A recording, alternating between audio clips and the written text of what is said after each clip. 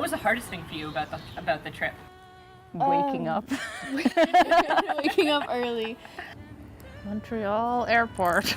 The sheer number of people that you were with all the time. Well, we had the blizzard on the Tuesday we were there. It seems that the Americans don't know how to clean the sidewalks.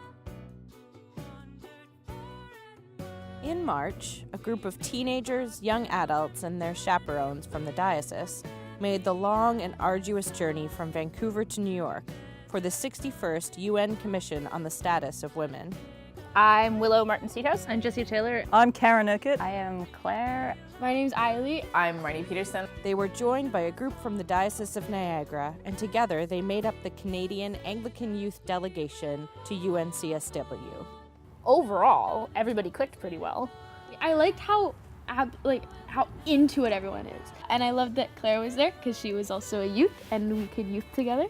And I liked that there was lots of comedic relief with your mother, and there was Willow, who was so lovely, and I don't know, the whole group, it felt like family.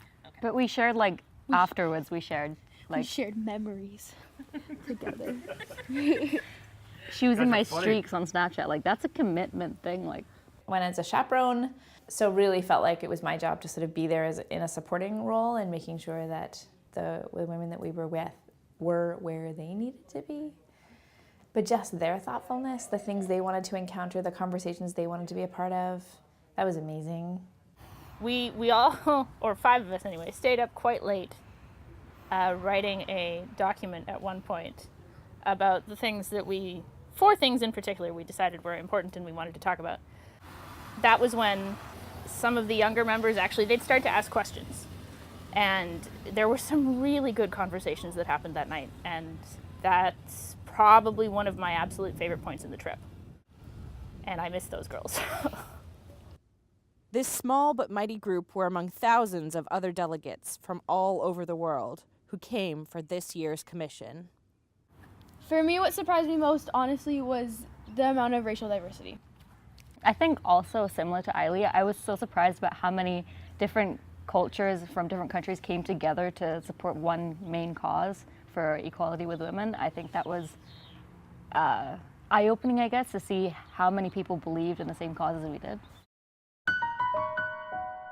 Surrounded by thousands of different people, it is wonderful when you get to make a deeper connection with someone.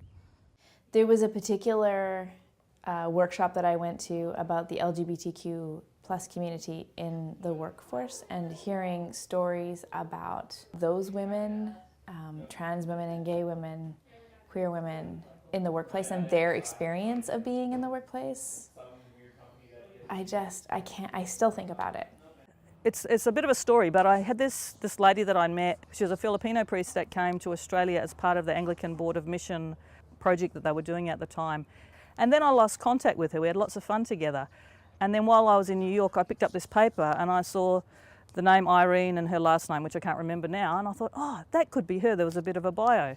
And then I saw this woman who was called Irene and looked vaguely familiar. So I went and sat next to her and said, hi, are you Irene? And we were in Australia in 2006. And she was, oh, Karen! So we reconnected. So it was this thing of synchronicities. I had the opportunity to talk with Maria Monsef and another senator who was there, and being able to talk to them was really important to me because, like I said, I'm a recent transplant to Vancouver from New Brunswick, where I've been an activist for reproductive justice in New Brunswick.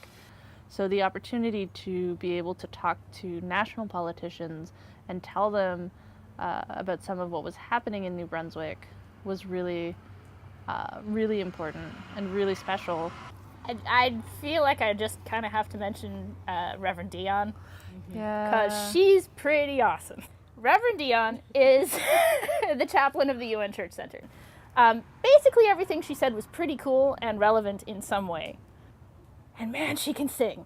And she can bring sort of where we are and the sacred spaces that we're participating in into everything else that we did for the rest of the day, all of our talks and all of our workshops. And when you go back the next day, she brings all of those workshops and things that we learn into sacred space. Reverend Dion's attentiveness to the congregation that she was responsible to and for her. That was a really, really beautiful witness to me of what pastoring looks like. Jacob was the promoting people who are LGBTQ+. I think this also speaks to me personally, as I have a friend who's transgender. I know you do as well. And I just thought it was really like refreshing as well. I know we were there for the women's conference, but out of everything there and all the women who had done all these things, that's like the one thing where I could be like, I know that. Like, I have people who are like that in my life. I think they were a good LGBT advocate. Jacob, they kind of brought in the conversation of how genderqueer or gender-neutral people can be included in this conversation. There was a woman, a trans woman from South Africa, who talked about the economic place of trans women in her country and their access to full participation in the economy, which is truly not full participation in the economy. It just broke my heart. Sometimes the person you connect with is someone you already know really well. My mom is the one who introduced me to it. What about you? I mean, like, even in general, just having our parents as part of the Anglican church and being a part of this culture, you get to experience so much more than you would maybe if your parents had a normal job of just being something else. I think we've learned so much more just even culturally. Like, I'm friends with my mom's colleagues, which is kind of weird, but it works. It was nice to experience things together for the first time. There was lots of first times for her, but just noticing the difference in her when we actually returned, about how connected she felt, hearing what her experiences were and how some of those things have changed her life and the way she sees things. It was amazing. It was really great to be a part of those conversations, the conversations that she and I had when we went back to our room about things that she had encountered during the day. It was just a really great way to get to know her better. In the midst of these relationships, this learning, this concern for the world, God is present. Everyone coming together and singing. I know when you're at church in parishes that trying to bring like African American music into the culture, it kind of sounds like cheesy and just kind of cringy. But seeing it authentically there and seeing what people naturally do themselves, it was quite eye-opening. For me, God was with some of the speakers. Just the people, like for instance, Elizabeth was one of the women who presented, I can't remember her last name, and telling her story about how she went through this terrible stuff in her own country and she said for her, God was with the woman in the blue uniform. And for me, it was her telling me her story and being strong enough to share that with all these people. If our faith doesn't include justice, I'm not sure what the point is. Through these experiences, God transforms us and calls us to new ministry. Like I said, I'm writing a blog about it still. And it's kind of interesting to see what's coming up in my head now, after I've been back for about a month. Every time I spend time at the United Nations, I actually come back and feel really, really jazzed and really energized to make more of an impact in my community.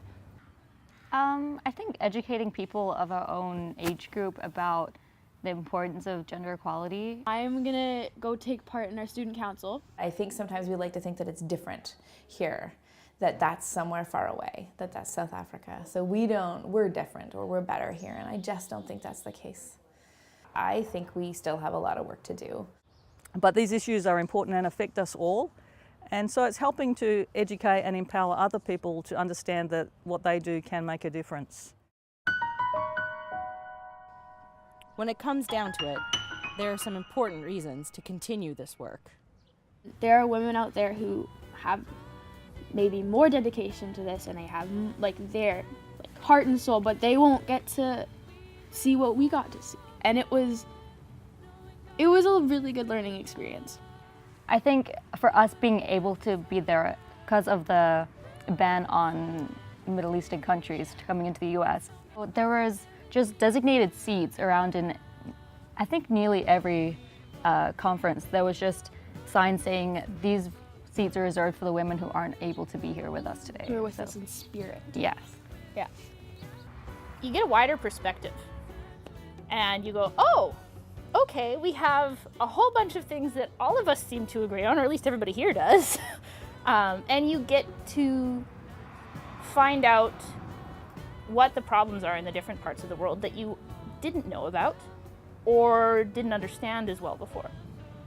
The opportunity to learn from other people and also see where your shared struggles are is really important, but also learning where your differences are and where you need to listen more.